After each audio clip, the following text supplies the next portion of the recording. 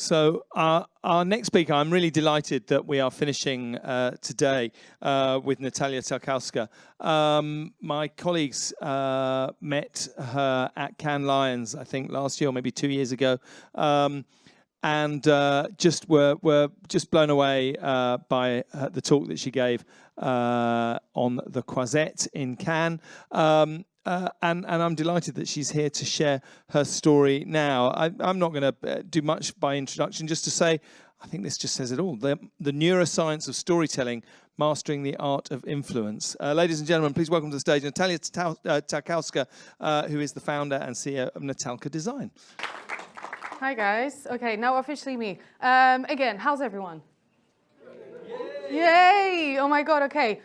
So I promise I'll try to whiz through this, and hopefully by the end of it you will feel perplexed, inspired, confused, happy. We don't know. So let's just go for the ride, if that's okay with you. Clap when you feel inclined, leave when you feel inclined, everything's okay. I've done it many times and I had both, so it's totally fine. I will take whatever you give me. Right, we're going to be talking about neuroscience. We're going to be talking about some magical stuff. We're going to be talking about how the brain works, how it perceives information. Why does it matter? Why should that matter for you in terms of what you do in communications? And why data only on its own is a bit of a, death trap, right? And I bet that none of you read something that was above there, right? You were just staring at that guy, which is like such a classic meme now, right? Like I can't find any better one. But before I get into like the crux of it, a few words about me. You're looking at a communist child growing up in Poland, very much overfed. Thank you, Mom. Yeah, all I can say about that time, it looks like, like old school times, right? I'm not that old, I promise you, it's 80s. The best times, thank you. Anyone from 80s? Thank you. Yeah, thank you. Thank you. Clap. What I can say is I grew up in a very small town. We're talking concrete. We're talking not much to do. We're talking not much to do. Like not even grass sometimes. So I think, I kind of always underestimated where I grew up, and I was a bit like, oh, how cool it would be to grow up in like Paris or like New York or like, somewhere where I can get inspired. Like I really had that like, oh, or London, like, why didn't I grow up like that? But then I was like, you know what? It kind of like helps you to just get creative and tinker with stuff and like do stuff that maybe you shouldn't. And like suddenly, your kiosk becomes a castle and the role becomes, I don't know, like a mountain or something, and you just get on with it, right? So I got on with it. I was making a lot of stuff. I was breaking a lot of stuff. Please don't judge me. The photo on the left, I'm totally fine. I had therapy. I'm fine. We're all fine, right, Martin, in the back? Yeah, we're just like, he understands me. Thank you. So, guys, like before there was podcasts, I was making like tape recording stuff, right? I was like doing like interviews with people. I was like pretending I'm on the radio. I was like playing music. I was making all this like random stuff, like just because you kind of have to, otherwise it's so boring where you grow up.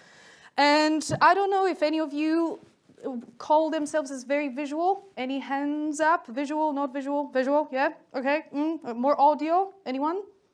No? Okay, mostly visual, right? So that's what I was doing at school. I don't know if anyone can relate. Some people were like writing their answers, right, to like get the test done. I was doing little visual coding and things like that. That's not specifically from that because like, what the hell, right? Like I wasn't even in UK then. So like, it's not from that, but just to show you kind of all the information that I always gathered, I could just draw it up and I would like leave it at the desk. It was, I don't know, history class or something. And the teacher would like pass, be like, oh, that's so pretty, Natalia. I'm like, thank you. Thank you. And I would have all the answers, like when someone fought and where and whatever happened, right? So I don't know if you can relate, but that was very much and still is kind of my secret weapon, I would say. So I highly, highly want to engage you in doodling and doing something randomly without any purpose, because these days I feel like everything has to have like an outcome and like a purpose and like a, ROI, my God. And like sometimes it's good to just do this because data says it's good for our brain. And longevity and health and stuff like that. And yesterday, I shared on LinkedIn quickly that I'm doing this, and my dear friend Cherry said that that's what I do. So I was like, I'm going to steal that. That's like the best way to say it. So, I do storytelling, and apparently science makes it more cool. I don't know if that's true, but I think so. And from, let's say, the communist Poland, I'll skip right through it, but hopefully this shows you like a quick snapshot of running the business for 14 years now. It's called Natałka. We're kind of cutting out the design, you know, like making it more cool, like Madonna. And basically all we do is help clients to get a clear picture and tell stories that win hearts and minds. And you'll see me working with the governments and the corporates and the agencies and just kind of strategizing all day long until my brain falls apart. So that's kind of me for the last 14 years. But let's get into the, let's get into the science, right? Normally I'm like, oh, can someone tell me what's neuroscience? And then everyone gets super awkward, so I stopped doing that. So I asked ChatGPT, right? My best friend, my therapist, my confidant, God knows what else. Who uses here any LLM? Hands up. Come on, be honest. Thank you. Most of us, right? So I kind of went, explained to like a 5-year-old, and it said, neuroscience is the study of how your brain helps you think, feel, decide, and understand things, like what makes you happy, sad, or what helps you say yes or no. But, do you think a 5-year-old would understand that? No? Okay. There you go. Who said no? There we go. 10-year-old? Maybe, right? So, like, ChatGPT is, like, so nice to me, so it just comes up with random stuff. But basically, guys, at the end of the day, our brains prefer stories. Like, I could just, like, now leave and, and go. But at the end of the day, if there's one thing you remember, stories over facts. Stories over data. Data is so important, but make it into a story. Otherwise, we're yawning, we don't care. We get distracted, we get overwhelmed, especially now. The amount of content and data that's coming at us, as you would know, every day blows our minds, and we can't handle it anymore emotionally. So think about stories that they just bring that sort of stickiness to it, and we care more. Therefore, we get inspired. Therefore, hopefully, we act on the thing you want people to act on. And a bit of science. I don't know if any of you care, so I'll go just quickly through it. But when it comes to storytelling, it's all about emotion and where that emotion is kind of evoked in the brain. So anyone knows that emotional part, amygdala, in the brain is a tiny, tiny, tiny yellow bit, as you can see. Now, why does that matter? That's when you go to therapy, that's where they earn money, right? When someone broke up with you, that's where it's at. When you're sad that, you didn't get the job, that's where it's at. So amygdala is the place where basically all our emotions are stored and created, and creating stories makes us, connect with that part of the brain. Rather than prefrontal cortex, which is more about like conscious decisions and like factual. That's where the data sits. So why does that matter for your type of work?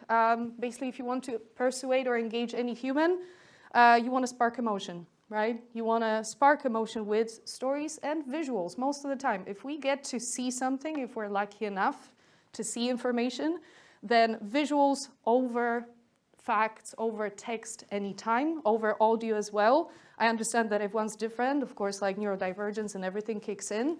But on the whole, as species, if you can see, you will react to visual information and story much more. And why that also matters, if you add logic to it, so that's where the data comes in. Do not forget it. It's super important. That's why we're all here and the world turns around and makes sense. If you add logic to it, you've got best of both worlds, right? You've got that kind of marriage. And what that creates is someone says yes to you. Someone buys from you. Someone goes with you on a date. Someone, whatever is the yes, the outcome that you want, it's much more likely to happen. Who thinks we have free will? I want to play a bit of a little science game. Hands up, don't be shy. Come on, guys, like no one's looking at us. Okay. Who thinks there's no free will? Like strong one hand almost. I love that. I love this. Stand by it, man. Well, we'll see. I mean, I don't know. I'm not here to tell you that. I'm not a prophet or anything like that, but I love science and I love to kind of go into the depths of it. And last year when I did South by Southwest Sydney, I bumped into this little study from New South Wales in Sydney, around Sydney, and basically they played with free will. So apparently the study goes that people were looking at these two colors, then they were told to close their eyes, and then they were told to visualize these again in their brain. So you don't know what they're visualizing, right? But the study showed us that our brains reveal our choices before we're even aware of them. It's unconscious and it's automatic. What do you mean, Natalia, right? Like, what I mean by that is that they could tell that the brain can show what you choose up to 11 seconds before you even know it. And the data was pretty accurate. So it was 97 point something %, meaning that if someone thought about green, they knew to say that it was green. It was around 11 seconds for every human. What does that mean, again, in terms of not just being geeky, but actually what can that mean at your work? How can you utilize it? Again, lead with emotion, lead with emotion. So why the biggest ads in the world we love and care about, you know, and all the John Lewis ads and all that stuff is because there's emotion.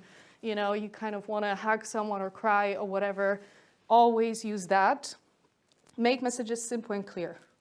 So that's another thing. The clearer, the simpler, the more you cut out of stuff, the more you get the response. Sometimes we feel, and especially in the corporate communications, that we need to be smart, we need to sound smart, or, you know, we actually even ask ChatGPT now, make it more smart, make it more, you know, corporate, you know.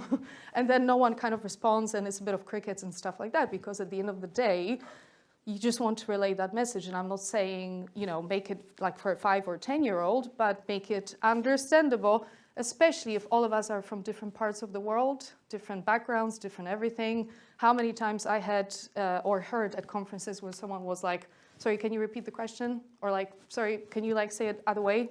When someone says that, you're in trouble, right? And then the last one, what that can mean for you is use stories, again, to guide decisions. So if you really want to get director's decision, your team's decision, your audience's decision, story, story, story, story. So that leads us to what makes a good story. And guys, like there's so many workshops around it, so many talks, so many ways to do it. Again, each to their own, everything's brilliant, whichever way works for you, do it. But I like to keep it simple, again. So I promise it's like 4 points. So the first one, the hook. The hook. So how do you get someone's attention? You can slow down, you can lower your voice, you can ask a question, or you can state a problem. Usually that's where we're at. So instead of like, blah, blah, blah, blah, blah, this product, whatever, you know, you can go, have you ever thought about no, no, no? Or you can go, the world is on fire, if you want to be dramatic, you know, of course, you don't have to, but. So the hook is where you're at. That's where any sort of like, it's like a foot in the door, you know, before you kind of get into the meaty and greety. And often what happens when we work with clients, they kind of go into the step 2 straight away, right? Like that's the journey and that's the product and these are the, you know, things that it does, or that's the service, blah, blah, blah, blah, blah, blah, blah. If you didn't give me the hook, I might give you some listening because maybe I have to or whatever, but especially if it's a pitch, especially if it's an investment pitch, do give that emotional hook. We call it slide 0. Slide 0 as in like it has to be about emotion. It has to make someone go like lean in and say like, tell me more.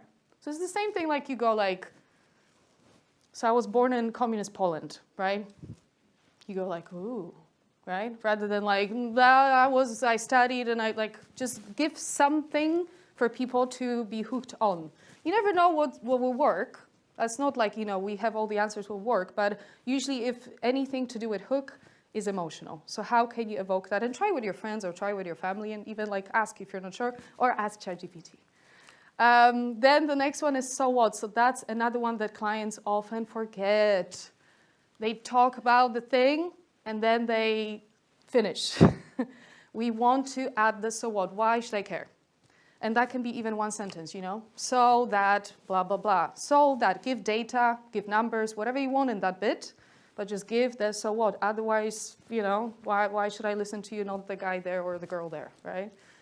And the last one, call to action. Another thing that's so forgotten, even when it comes to your, I see that all the time on LinkedIn and stuff like that. We're all there, let's be honest, we all hate it, but we all love it for the drama and, you know, Facebook-like behaviors. But call to action, it's so important, meaning if you're giving any message to people, like what do you want them to do? And that's often, it sounds so simple, I know, but it's often forgotten. People just go again like blah, blah, blah, blah, blah. Do you want them to call you? Do you want them to see you? Do you want them to fill something in? Do you want them to go somewhere? Whatever that is, call to action. Sounds simple, but everyone forgets that. And usually people kind of swim in number 2, which is kind of annoying. And then they don't have any results. This is like an old, almost like ad, and I still love to come back to it, like RIP Twitter. Like, let's not even go there, guys. Reason why I started my business is Twitter, but that's a different story. Who knows this? Hands up, no? 1, 2, 3 people. Okay, I thought it's already kind of loved and known. But quickly, without any even explanation, don't even read it, don't even try, whatever. What are we seeing here? Can someone like tell me what is the story? Like just quickly. By the way, I hope I'm not doing anything. Sorry, guys. The timeline of Twitter. Yeah. So what happened to it? Yeah. So what are they doing very smartly, this brand? What do we know this brand, by the way? Sorry if I'm assuming. On? Animal extinction. And did I need any words or anything or whatever? No. Wow, right? Like it did really well. It's quite old now, so of course I can find new ones, but I like the good ones. So this one just got stuck with me because it's old, but people still remember this as a like remember when.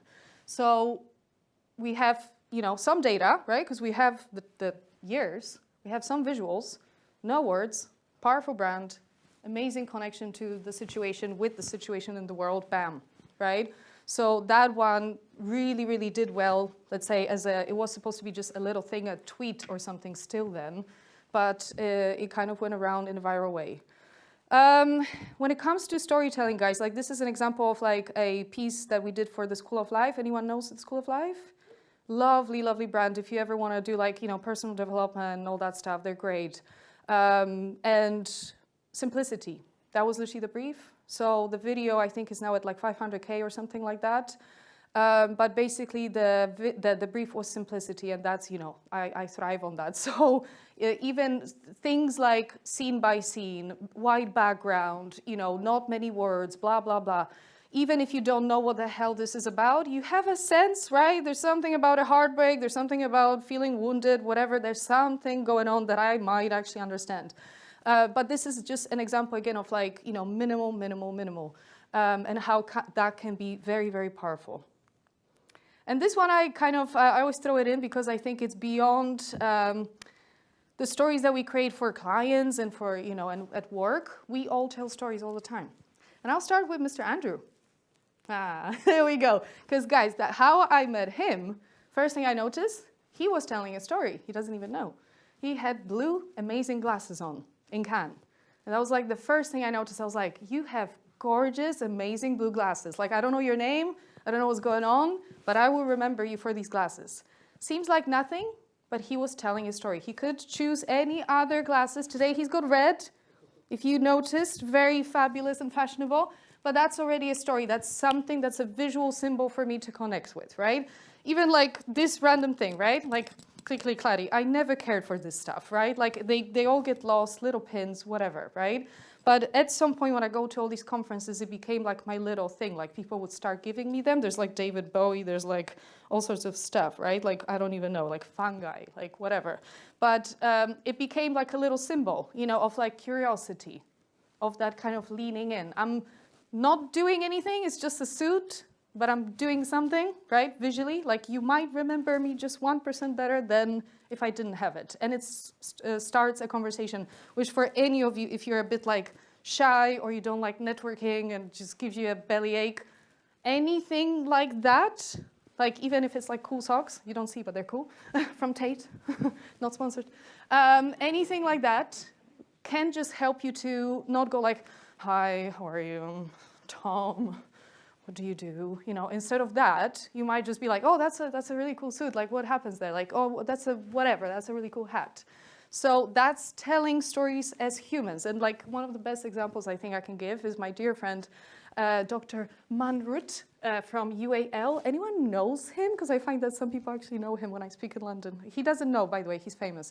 But he wears the most outrageous outfits. Yes, okay, he teaches about fashion design, so kind of technically he should. but not really, you know. Like if I taught fashion, I probably would go as far as this maybe. But he is just a fabulous painting. You know, every time I see him, God have mercy. So when I met him, I was like, the first thing I said, I was like, I love your outfit.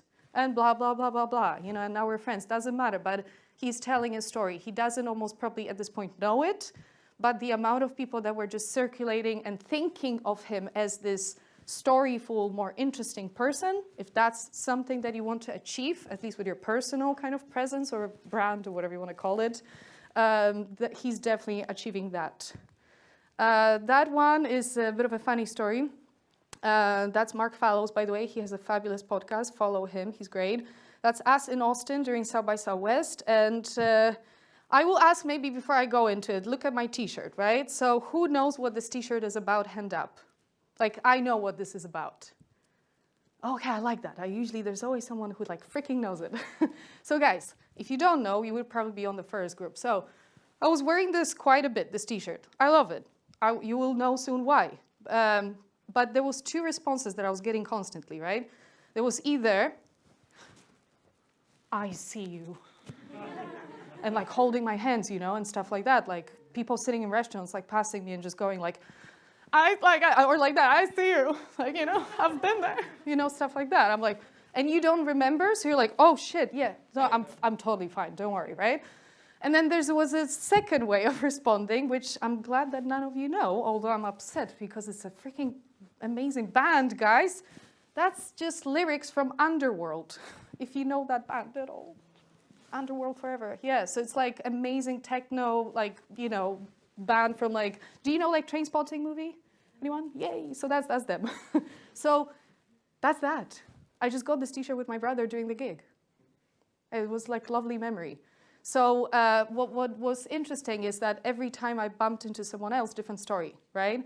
And different way to connect. So it was either a lot of love and feeling sorry for me, or it was either like, I've seen them at Ali Pali, amazing, my God, amazing band. Again, just T-shirt, right? But it created so much storytelling for me and different experiences. It was quite wild. Don't know if you have any of these T-shirts, but do wear them more. Does anyone know what this thing is about before I tell you? What can this be about? Love that. Who has this? Hands up, like don't be shy. Sometimes, always. Yeah, okay, maybe if you're tired or whatever. Yeah, so I have it a lot, guys. Like I have it a lot. And it's called face pareidolia. Very fun little science thing. And after that, you might actually start seeing things more. And let me just tell you how many DMs with toilets I've gotten from all these talks. I could like screenshot this for you, but I'm not going to because it's too much information. Please, people, clean your toilets. Thank you. Why does that matter at your work? Why? Because, again, it's about seeing faces, right? So what the brain does is constantly trying to perceive the information in front of you. So you walk through the street, you're here, you're there, whatever. It's constantly kind of trying to kill off the fear of what's next. So to keep you safe, literally is from like back in days times, it constantly creates human-like experiences, meaning it creates faces to keep you more safe, to keep you like feeling like everything's fine because like it's familiar, right? You know, because usually human faces are familiar and that's what we respond to. And how that works at your, for example, in communications, where you can take that with your work, simple message, guys. Use more faces. Like, I promise you, the response to anything you freaking do will double. And I know that I can show, I'm not going to show you now the data, but like even when I play with LinkedIn, I'm sorry, but I can post the most impressive project we did for client, yeah? With visuals, with some freaking like as big as the wall, whatever, London Bridge Station, doesn't matter.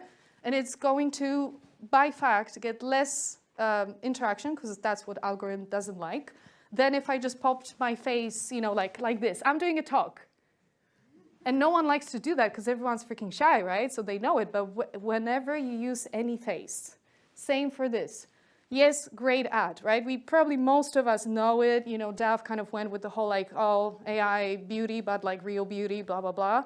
But they just use faces. It's clever.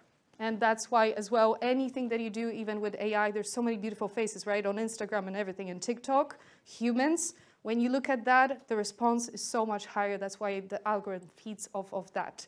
So any piece of communication you're going to be putting together, add some sort of face. Don't be shy. Don't hide behind the screen.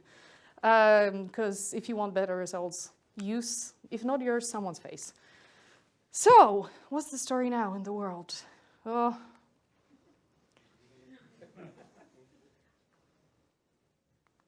I'm about to lose my job, and this is scary because I developed this skill over 20 years. I just, boom, look at an x-ray and say, oh, here we go. We have right middle lobe pneumonia, maybe left upper lobe consolidation. Patient is very sick. She has bilateral pneumonia. We need to take care of her. But here comes AI, and of course, they pick it up in a second. So now, you don't need professional eyes to look at these x-rays. You just have artificial intelligence, and they picked up the pneumonia.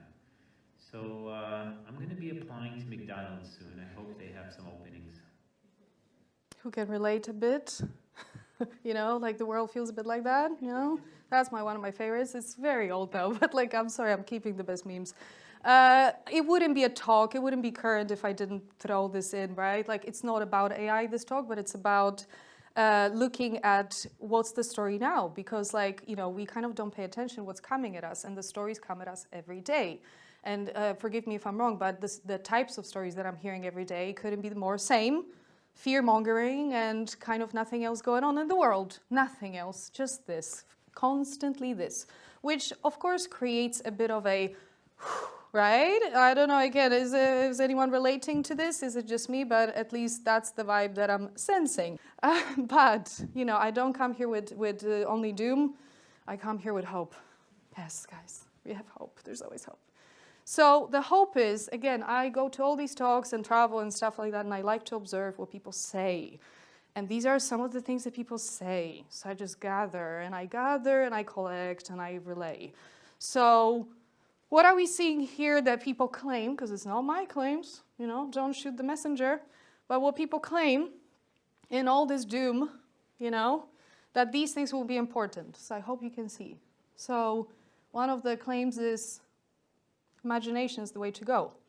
Now, what does that mean? Because it's a bit like, ugh, what do you mean? It's kind of high up here, right? Then I went to like a WPP thing, and they said the only way to find new revenue streams, new audiences, and the money is to unleash our imagination and creative thinking. Ka-ta! Still like, whoa, okay, yes, you know? And then I go to another thing that was like, I don't know, that was an Accenture thing, whatever. And again, very important people in communication, saying to us about taste, intuition, and an eye for something. It's inherently human.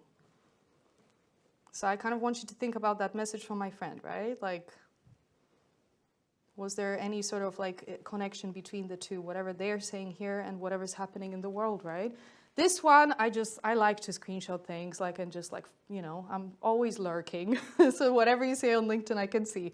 I love this comment, I don't know. Have a read. In the age of precision and perfection, human imperfection will be the new luxury. Brands will pay for unpredictability, irrationality, and the glorious messiness of being Homo sapiens. So a bit of, you know, the prediction is imperfection and being kind of unpredictable. And that's literally kind of what I said to my friend. Like, I'd rather have the messy, like, because she's like, oh, I just polished. It was my message, but I just polished because I was running to the tube. I'm like, just give me the, you know, just say, how are you? It's fine, you know, because otherwise, what is our friendship anymore? So guys, to keep it very hopeful and wrap it up with 3 hopefully inspiring notes about how to create these stories to become a bit of a hero if you're lacking that sort of feeling about yourself or your work. Stay curious, my friends. And be resilient. Where's the bee? Oh my God. Sorry for that. I didn't have lunch. But guys, I want you to look at this dog. This dog, bless this dog, I filmed in Poland at the seaside trying to get this freaking wooden log. This is 5 minutes maybe. I think I filmed almost like an hour and 10 minutes.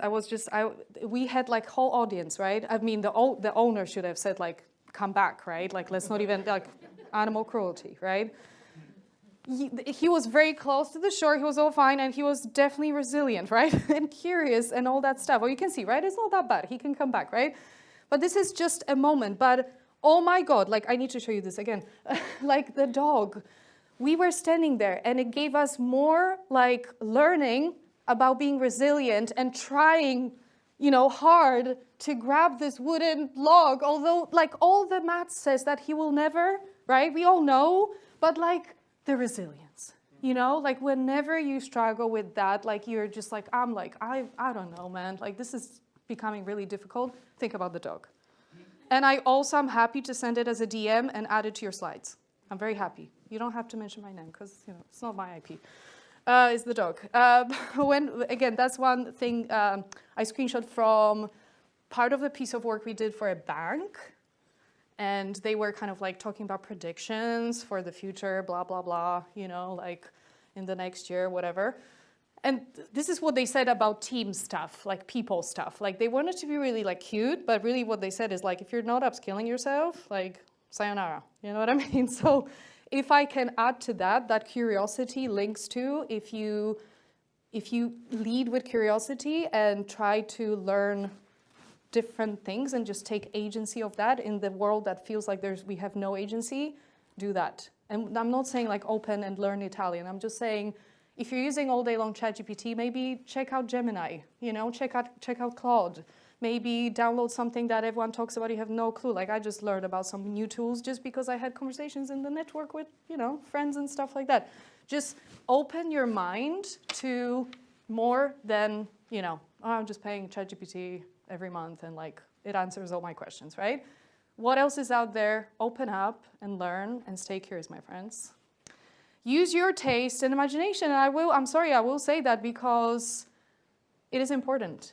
The machines are here, they're staying, they'll be taking over, blah, blah, blah, all that. I don't want to talk about that too much, but I want to focus on the human side, right? Like until we all come in here and have some like digital twins and no longer make any sense, I don't know if it's going to be next year and 5 years and 10 years. Things made by humans matter, but you need to find a way and find your voice and again, have the agency to say that this is something that came out of my brain. I supported myself with this tool or whatever, but that seems to be the thing. The jobs, yes, in some places are going away just like in any change in the world. We know that. It's cyclical, right? It's nothing new. But where can you know, that's my like little utopian kind of almost phrase, made by humans. I'm almost thinking, guys, in the future, what if there'll be some sort of body or something, I don't know, that can test that something has been made by humans, like solely? And what if that becomes more expensive, more unique, more sought for, rare? Maybe not. Maybe yes. I don't know. But I like to kind of play with that sort of concept because just like this thing, who gets excited that, you know, iPhone 18 comes out? Or 19, they're pretty all freaking the same, right? We're just buying it every year, like, you know, for Christmas because it feels good, right? But they're all the same. We don't even pay attention. It used to be like, wow, right? So the same with AI. It's almost like even the message from my friend, it just becomes more and more in places normal, right? And soon enough, you're not going to even pay attention because we're very easy to become, you know, creatures of habit. So I'm inviting you to kind of keep that humanity and do not lose faith in your creativity and your imagination and what it can do. Please do not, because if you do, then, you know, it's a different type of talk. Oddness, what makes you weird, what makes you different, that little strange quirk in how you want to dress yourself, that little strange quirk in your musical taste, that little quirk in the food that you like to eat, that is who you are. Those are signs from deep within, from your core, from your soul. This is who you are. And if you lose that, not only are you not going to be successful in life, you will also lose yourself. You'll be unhappy. You'll be alienated from who you are. And you can get away with that when you're young because you're happy, you look good, you've got energy, things are going right. You get into your 30s and you're like everybody else. You don't know who you are and you don't know what you like anymore. You're just following the trends. You start to get depressed and you start going down this rabbit hole and things can turn really ugly. You need a bit of courage in life. You need to go, okay, I am weird. I am strange. Lean into it. Right? Robert Greene, very cool guy. I don't know if you know him, really good books. One of my favorites called Power, highly recommend. It takes 20 years to read it, but it's really good. And the last one, do it together. Like, I'm sorry, but like my mission in life, and I think the reason why I'm even on this planet still, although last week it would be like possibly last day and the world still needs me to like annoy you guys, so okay. But like I live for connecting people, and if any of you know me, you will know that. Like I thrive on connecting people and bringing us together. I do a lot of work as well in mental health. One of the reasons why I run this business for 14, 15 years, if not sole reason, is for my dear mentor and friend who unfortunately passed away 2 years ago. And I'm all about connecting people. I like no isolation, getting together and everything. This is actually from one of my random walks in East London. We do it every week. We meet up at a cafe. We take this random photo with like Nala, she's a cute little dog, and we go for a walk. And you would wonder like, oh God, okay, why? Don't have time, don't have energy, blah, blah, blah. You might not, that's fine, that's totally fine, find something else. But why? It's like better therapy, guys, for me than any other thing I've done. I met amazing friends. I traveled with some of these humans. I got new work. I gave new work, like if you want to go into that sort of space, because you never know, right? But doing things together, as much as like we're all just kind of becoming a bit like smaller in our little apartments and, you know, and shutting down because of all the stuff that's happening and it's quite scary, I encourage you to do stuff together. I don't know where's the sound, but where was I? South by Southwest in Sydney. Do you know Twitch? Yeah, so CEO, super cool guy, guys. Like, he couldn't be more relaxed. Like, just bless him. Like, he's like a rock star, right? And, you know, again, something that I really loved from that talk, we yearn for threads of connections. You're much more giving and receptive than to other people when you're connected. And on that point, I'm almost done. Oh, in Polish, we call it, I don't know, anyone's Polish here? No, okay. Usually I get a yes, okay. So this saying, I'm Polish, it says, so dwie głowy to nie jedna, which means two heads are always better than one, technically. Which means like, you know, like don't sit all day long with your thoughts and like scratch your head and like make everything like, oh no, the end of the world and stuff like that. If you feel like that, talk to someone, say hi, ask for help, blah, blah, blah. That's my little thing to add to the storytelling. Share your stories with other humans, right? And on that note, little last thing that I kind of want to invite you to, something that, you know, just like amazing ladies who run the lab, I love that concept. Let's call it, I don't call it lab. I'm going to steal that now, I'm kidding.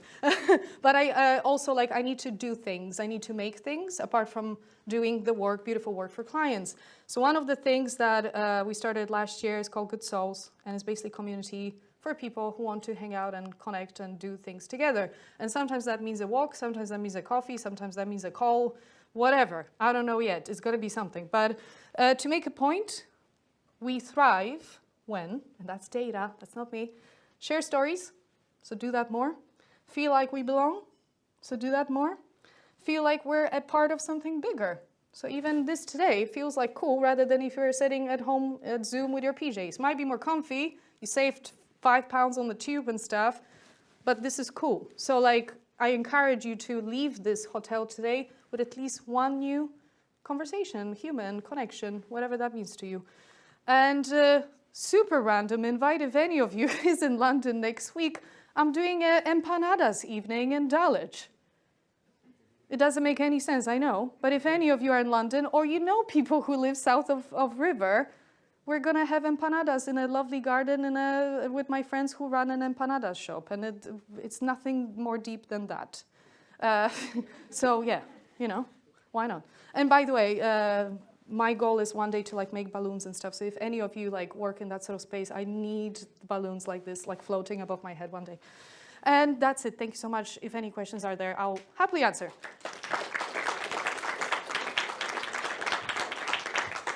Fantastic. Thank you. Thank you, Natalia. Any questions from the audience? Don't be shy. Oh, we've got a question over there. Let me race. Don't be shy, guys. We're almost So then while I'm walking here, I'm going to get one in of my own, if that's okay. I'm just wondering, you know, if you have a process that helps when you're with clients, if you have a process that helps bring their stories to life, is there a routine that you use or anything like that? Very good question. I think, yes, you have to have process. If you're like, whoa, let's now work together, people get confused. If there's any confusion, they don't want to act, right? It's called 4D, define, design, all that, deliver, and we just go through a process with them, which is just to your point, ladies, like you had those 5 steps. It can be 5 steps, 3 steps, doesn't matter. People don't know. Make your own process, create a methodology around it, and it'll be easier for people to buy, to act, to respond to you. Otherwise, we're all like, well, you know, we need something to like, to be packaged. Anything, just package it. It's easier for us. Okay, fantastic. Here we go. Hi, my name is Obina from Hi. Impress Studios. Thank you so much. I've learned a lot about culture just from your videos and all of that, so brilliant. Yeah, thank you. I've got 2 questions. Go for it, man. So first, it's kind of, you were talking about how show your face, and it's just a good idea. You're more likely to get more engagement. My question there is, really? Because, you know, because, you know, you see a lot of stuff on LinkedIn and all that, and sometimes I do see a lot of people do end up doing photos, and it kind of feels like, wait, is this Instagram, or people just doing a Photoshop on LinkedIn, and that's how they get I hear you. engagements? Is that really the way, or I guess, is there other ways to go about it outside of just literally? Because it feels weird just taking a picture of myself being like, hi. Yeah. You know what I mean? Totally awkward. So that's question 1. And then question 2 is, for clients who have a story, you can see their story, but they feel their story is inaccessible. How do you go about opening them up to seeing the story behind their work that they feel perhaps other people just won't get? I love that. Thank you so much for these questions. Let me try to answer because my, neurodivergent brain sometimes goes like, what did you just say? The first one, I agree with you. Of course, LinkedIn has changed massively. When I started, it was just no one was there, useless, quiet, very corporate. Then Microsoft takes over. Then it becomes Facebook, Instagram, therapy sessions, everything, right? I will say this, each to their own, What I will say, though, is I always thought of any sort of thing to do with business as a playground, just like the kids go to the playground. And it's up to you whether you want to hang out on the side, be in the middle, take a photo, not take a photo. The message here is don't overthink it. Don't get so personal about it. That's one.